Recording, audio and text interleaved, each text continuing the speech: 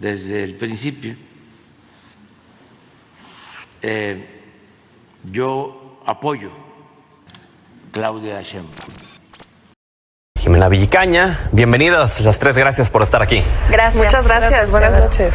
A ver, comencemos. Todo se deriva de esta propuesta, de esta reforma que manda la presidenta en contra de la corrupción y en contra del nepotismo. Vamos a dividirlo en dos partes. Comencemos por el tema de la corrupción. A ver, Jimena, ¿qué opinas respecto a esta iniciativa en torno específicamente al tema de la corrupción? ¿De la reelección? Sí. Reelección.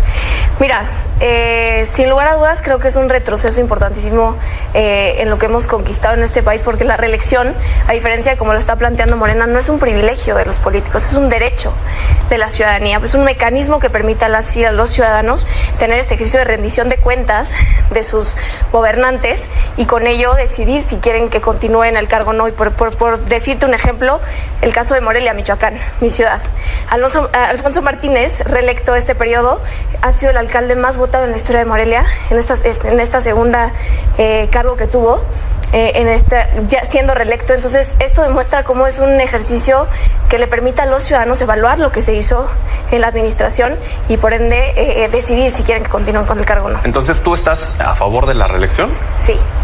Estoy a favor de que siga sucediendo la reelección en este país, porque además permite profesionalizar los cargos. ¿Qué opinas, Meme? Terrible. Sufragio efectivo, no reelección. Lo dice la Constitución, lo dice, o sea, creo que es mal por todos lados. La reelección no es sinónimo de rendición de cuentas ni aquí ni en China. La reelección simplemente es un sinónimo de cómo hay intentos por mantenerse en el poder. ¿Para qué? Esa es la enorme pregunta. En el caso de más de un alcalde, tenemos no solamente reelecciones, eternos cacicazgos. Pasa toda la familia. Como, ¿no?, en Zacatecas. Como en Zacatecas. Tenemos Zacatecas, pero también tenemos municipios, por ejemplo, en el estado de Puebla, hay varios en particular, pero Venustiano Carranza es un municipio que ha sido cacicazgo. Tienes al papá del papá, fueron los hijos de los hijos, fueron los sobrinos de los hijos, regresó al papá, y así se lo han llevado internamente en una familia. ¿Y de qué partido son? Del PRI. Bueno, en Zacatecas son de Morena, es de todos. Exacto. No, es que justo es a lo que iba, ¿no? O sea, no es algo exclusivo de un partido político, incluso el partido en el poder, pues vemos Guerrero, vemos Zacatecas, entre Veracruz, otros, ¿no? Sofía, ¿qué opinas? Bueno, este es un caso más, lo he dicho no sé cuántas veces en esta mesa, de discurso por un lado, acciones del otro, ¿no? O sea, llega la 4T con esta promesa de terminar con el nepotismo, de terminar con la corrupción. Decías hace unos momentos, por ejemplo, que estamos peor en corrupción desde que se mide. Estamos en el peor número en la historia, ¿no? Pero hablando de la cuestión de la reelección, siento que aquí, la verdad, voy a ser honesta, no tengo opiniones muy fuertes al respecto. Siento que en ciertos cargos, particularmente legislativos, puede tener sentido, pero sí tiene que haber un límite, ¿no? No una cuestión ya perpetua, que te mueras siendo senadora, siendo diputada. También entiendo que puede ser útil en algunos cargos en pequeños pueblos, pequeños municipios. La cuestión del sufragio efectivo o no reelección llega particularmente por la presidencia después de Porfirio Díaz, que estábamos sometidos, ¿no?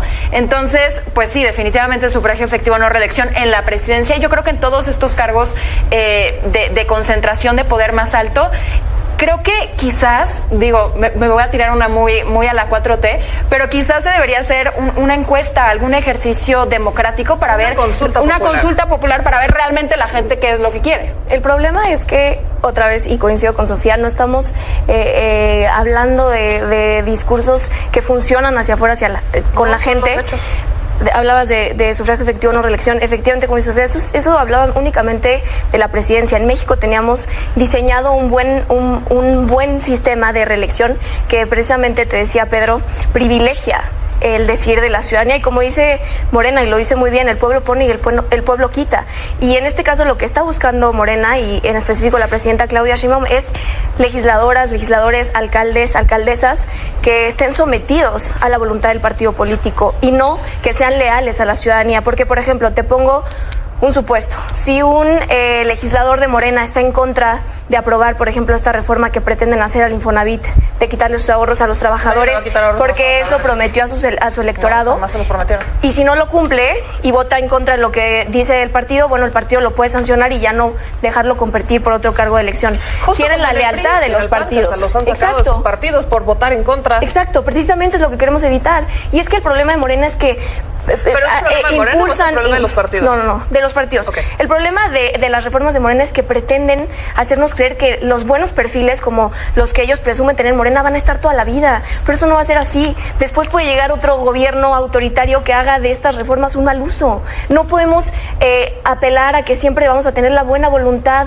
del magnífico Andrés Manuel López Obrador y de la magnífica Claudia Sheinbaum. Estas son reformas que pretenden plasmarlas en la Constitución. Eso es lo grave, Pedro. Bueno, pero la reforma en contra de la reelección justo prevendría eso. Exactamente. No. Sí, o sea, si ¿por dices qué? que el problema es A que ver, Jimena, ¿por qué no? Si el problema es que impongan gente y entonces la Te voy no a reelección. A ver, vamos a evita. dejar que hable Jimena. Mira, te voy a explicar. Cuando existe la reelección, un legislador, por ejemplo, se debe a su ciudadanía. Un alcalde, otra vez el ejemplo en Morelia, un gran desempeño del alcalde Alfonso Martínez, que fue reelecto con el mayor número de votos en la historia, nunca antes vista en Morelia, Michoacán, porque los ciudadanos están premiando cómo se comportaron. ¿De verdad? Entonces, reelegirse 3 años en una alcaldía, por supuesto que no es suficiente. Necesitamos continuidad. Cuando la ciudadanía... Pero eso no es cuando perpetuarse en el poder y no es, nada. no es Cuando captar los grupos de poder y Totalmente. entonces adueñarse Pero déjame por completo. déjame le contesto. Pero solo Sofía, respóndeme esto. Sí. No es adueñarse por completo de un grupo en una ciudad Mira. y tener el control total. No, y por eso digo que no caigamos en discursos vacíos. En las democracias más consolidadas del mundo existe la reelección precisamente porque es un derecho de la ciudadanía de premiar la buena labor. ¿Por qué no lo hacemos Entonces, con la presidencia? contestándote, Exacto. no, Si hubiera, o sea, digo, 6 años son suficientes. bajo la misma lógica. Por eso digo, Incluso, hagamos a ver. reformas que reformen en sustancia.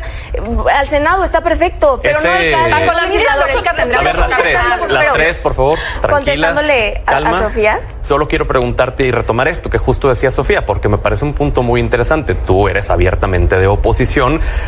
¿Por qué no entonces reelegir a la presidenta si, bajo el mismo supuesto, en lo local 3 años no son suficientes para poder cambiar un municipio?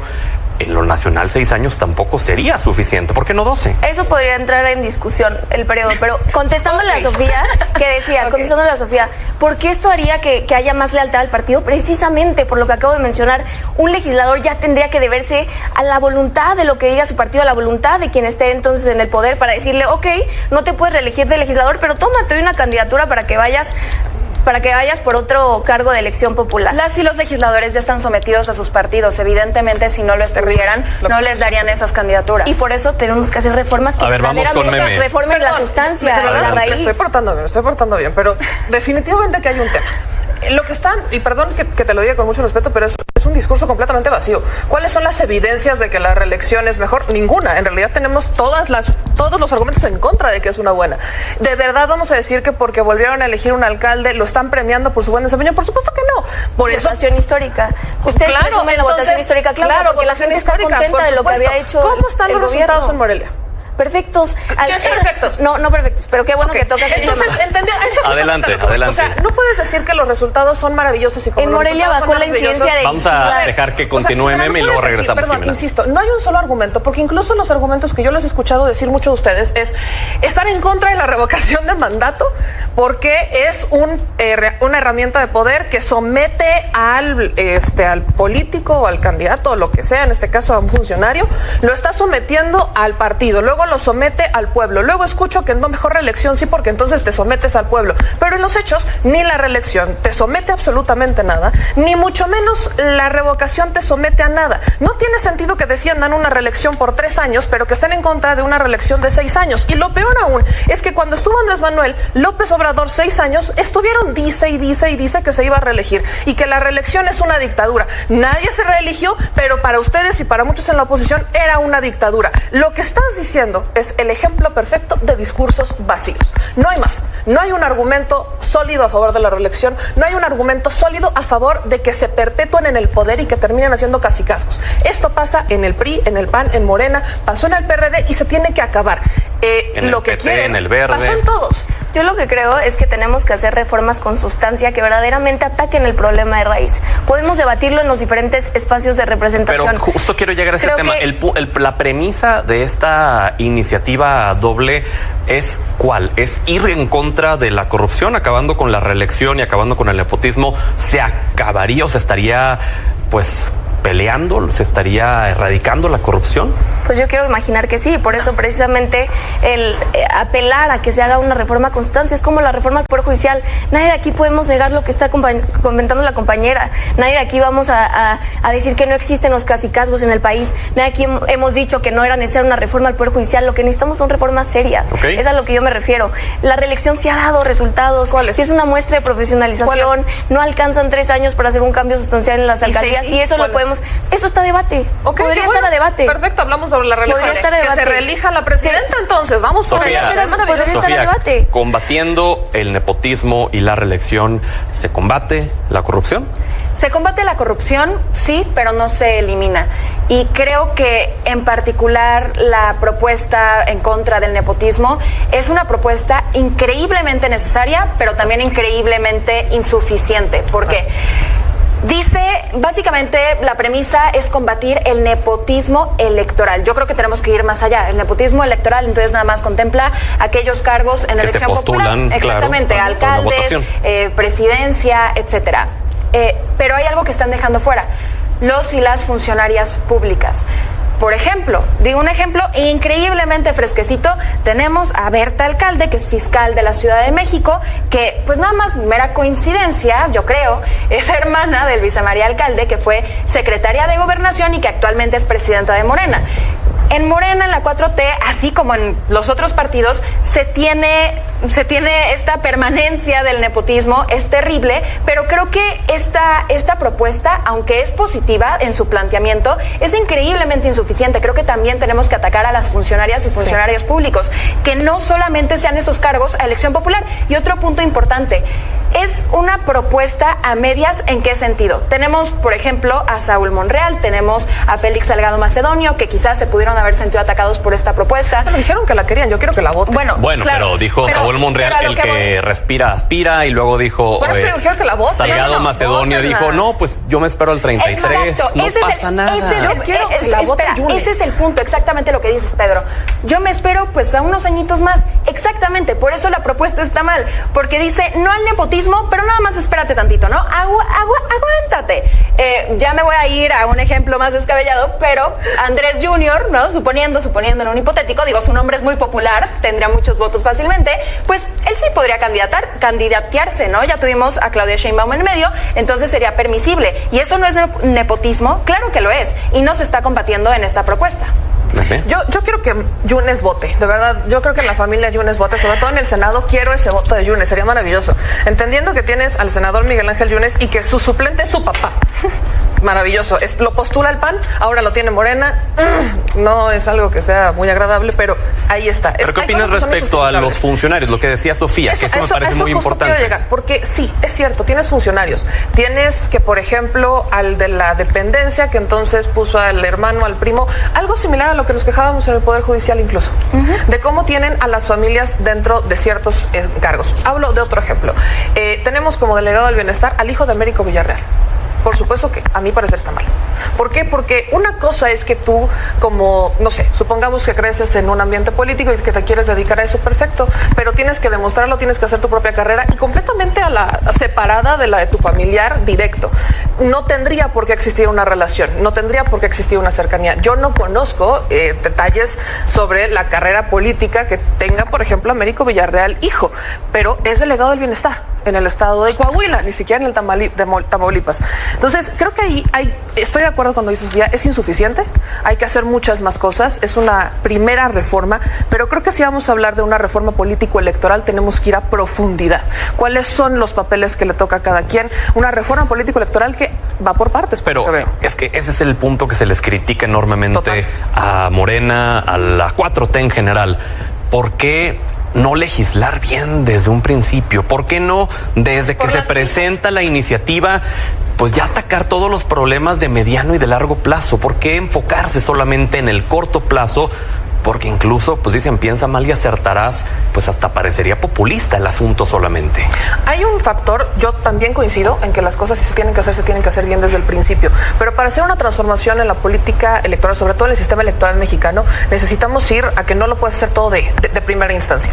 Voy a ser muy breve, pero regresemos un poco al histórico que tenemos. Venimos de un plan nacional electoral que pegaba los programas sociales con las elecciones, y apenas eso se separa en la administración pasada. Hoy tienes una primera reforma, a mi parecer tendría que ser una reforma completa, que ya también tocara el tema de los plurinominales, que ya también tocara el tema de ciertos funcionarios, o sea, que tocara varias cosas que están dejadas al aire. Creo que esta es una primera reforma que está llegando para buscar que todos estemos de acuerdo, al menos teóricamente todos tendremos que estar de acuerdo, y me alegra que en la oposición no lo estén, porque volvemos a lo mismo, fuera máscaras, qué bueno que no están de acuerdo y ojalá pudieran sumar, porque en una democracia lo que se requiere, y ves parte también del sistema electoral mexicano, es que todos propongan, pero no escucho propuestas. Pues sí, pero tampoco sirve de nada que propongan y no escuchen, porque entonces ahí caes en el otro caso, Jimena, en donde que proponen.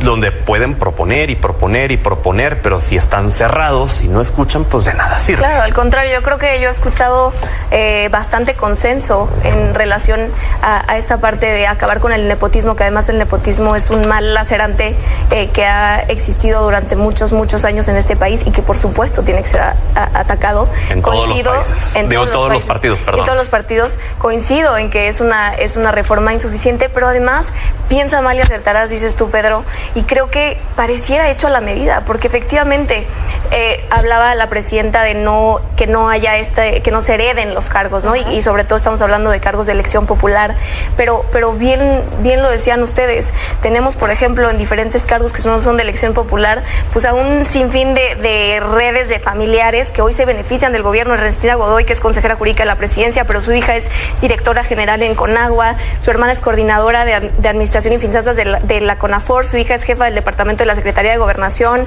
Luisa María Alcalde, que es presidenta del partido, y su hermana es fiscal de la Ciudad de México. Tenemos una fiscal en la ciudad capital de nuestro país y su hermana es la presidenta de un partido. Y claro que se ha usado la fiscalía para perseguir opositores y eso es grave. Y esto no se está combatiendo con la reforma. Yo creo que no solamente es la prisa y la premura que hemos venido viendo en todo el proceso legislativo, por ejemplo, estos meses pasados, de que con esta premura han parchado y sobreparchado reforma sobre reforma, porque aparte de hacerlo mal por las prisas, pues no solamente creo que sea por hacerlo mal, genuinamente creo que lo hacen porque lo hacen a la medida, lo que les beneficia, pero cuidadito que les toquen a las personas de su gobierno. Martí Batres, ex jefe de gobierno y titular del ISSSTE, y la ministra del Pueblo, su hermana Lenia Batres, pues, no son cargos de elección popular, pero ahí están y se siguen beneficiando. O peor aún, Taey, presidenta del INE, que fue premiada por esta sobrerepresentación dudosa que hubo, que ahora le permite nombrar al Consejo General del INE sin tener ningún tipo de contrapeso. Hoy su hijo es consejero jurídico del gobierno del estado de Sonora. Entonces, la reforma no hace frente a estos problemas serios de nepotismo, porque los hacen como un traje a la medida para seguirse beneficiando y que sus aliados sigan en el poder. No, bueno, si nos vamos a esta lista, hablemos de las familias García Cabeza de Vaca, y hablemos de Xochitl Gálvez y sus hijos, hablemos, o sea, pues tenemos una lista muy larga, hablemos de Samuel García, hablemos de Dante Delgado, hablemos de todo ello. La pregunta es, ¿qué proponen? Porque cuando dices, Pedro, es que digan propuestas y no son escuchadas. Yo lo único que no escucho son propuestas. Lo que escucho es la propuesta, y la digo entre comillas, es regresamos al pasado y que las cosas no cambien. No, la propuesta justamente es una reforma, mantener en serio, una reforma contra el nepotismo, pero en serio, que ataque las raíces, que permea los gabinetes, que permea a la administración pública, a los funcionarios públicos. Así, tan sencillo, así como lo están haciendo con ¿cómo? Te voy a decir cómo. La reforma, supongo el dictamen lo has leído. En el dictamen habla de todo, no reelección, pero excluyendo al Poder Judicial. ¿Cómo sí? Pues no, que también aplique para el Poder Judicial, no reelección en ninguno. Pero sí viste en el nepotismo, hablan de solamente cargos de elección popular. Pues no, todos los cargos. Así. Oye, ese es el cómo. Pero sí sabes cómo está la elección judicial, ¿verdad? Ese es el cómo. Sí sabes cómo está la elección judicial. Sí, cómo está la reforma. ¿Dónde está la ¿Por qué en el dictamen? Entonces, ¿por qué en este dictamen excluyen al Poder Judicial? en la elección del Poder Judicial Pero ¿por qué queda en el examen perfectamente claro que no por qué se en puede este reelegir? dictamen ponen excluyendo al Poder Es Judicial? que es increíble. Cuando lees los dos, dice Hacen- exactamente lo mismo. son propuestas Yo te pregunté cómo. populistas. Yo te pregunté cómo. Te estoy respondiendo no, cómo. tú me estás leyendo el dictamen. Te dije cómo. Ah, mira, tan sencillo. Dame una receta. Prohibir el nepotismo en los cargos de gobierno, no Como lo solamente en los prohibió el cargos Poder de elección Judicial y tenían a popular. los hijos desde ahí. ¿Así? ¿Lo queremos Sí. prohibir? Bueno, pero aplicarlo. perfecto. Vamos con Sofía. Maravilloso. Adelante, Sofía.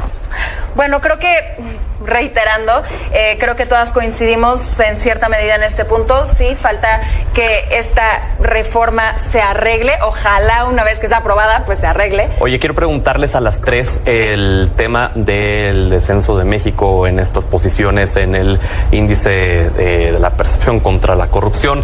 ¿A qué atribuyen ustedes que México haya bajado 4 lugares, Sofía? Estaba justamente leyendo parte del informe y explicaban particularmente la cuestión de el desmantelamiento de las instituciones, ¿no? Esa es la razón por la que básicamente de manera tan rápida bajamos estos puestos. Sí es algo a lo que le tenemos que prestar la atención y no nos debe sorprender. A ver, si estamos destruyendo el Instituto Nacional de Transparencia, entonces claramente el índice global de transparencia nos va a regañar, ¿verdad? Es como lógico. Y dice la presidenta, pero la percepción de la gente Es que es muy interesante porque si ves justamente las encuestas que rutinariamente se presumen dentro de la 4T es la mayoría de las y los mexicanos están de acuerdo con Claudia Sheinbaum, estuvieron de acuerdo con el gobierno de López Obrador y lo aprobaban. Y eso es cierto, pero cuando te vas a desmenuzarlo, no está en los mismos datos, por ejemplo, la aprobación en cuanto a seguridad. Veíamos que la mayoría de la población en las grandes ciudades se siente insegura. Si te vas a corrupción, pues pasa lo mismo. La gente puede aplaudir y respaldar a la presidenta, pero eso no significa que viendo estos datos específicos también aplaudan estas estrategias en contra de la corrupción que evidentemente no están funcionando. Jimena, ¿qué opinas?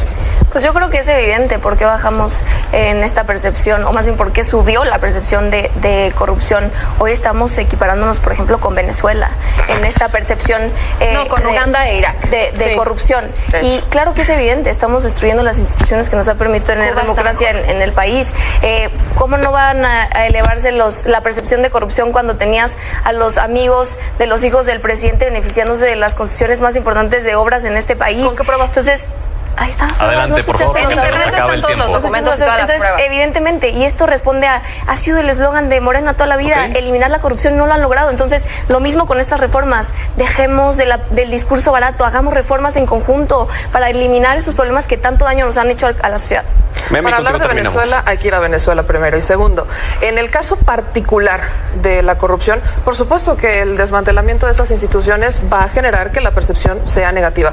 Pero, de verdad, estas instituciones nos daban garantías de transparencia. No, el Instituto Nacional de Transparencia, que no se nos olvide que sus comisionados usaron una tarjeta American Express para irse, y cito, a cenar a un table dance. Y que ellos se escondieron dentro del Instituto Nacional del INAI, perdón. Ellos escondieron por completo esos gastos, los ocultaron. ¿Qué pasa con la COFESE? ¿Realmente la COFESE hizo su trabajo? Por supuesto que no, al contrario, fue un garante de beneficiar a las empresas y de beneficiar a estos pequeños monopolios y demás. Entonces, creo que es un trabajo que se tiene que hacer, el tratar la percepción, porque no porque tuvieras instituciones o un gobierno paralelo quiere decir que ellas estuvieran haciendo su trabajo. Eso era simplemente querer tapar con una cortinita los errores, y esa cortinita se cayó. Creo que, Pedro, tú como periodista podrías saber perfectamente que el INAI era necesario para nuestro trabajo, para acceder a la información. No voy a decir que no había 1000 trabas y que era complicado acceder a esos documentos. Que era perfectible. Claramente era perfectible, claramente en ciertos aspectos era deficiente, y claramente tuvieron fuertes casos de corrupción, pero eso no significaba que necesitaba desmantelarse. Gracias al INAI pudimos acceder a información que nos dio los grandes escándalos, particularmente de la administración pasada. El Segalmex, que no tiene este nombre tan rimbombante como la estafa maestra, pero que fue de más del doble de la estafa maestra, ¿no? Pues bueno, gracias por haber estado con nosotros. Que tengan Gracias, excelente noche. Pedro. Vamos a la pausa.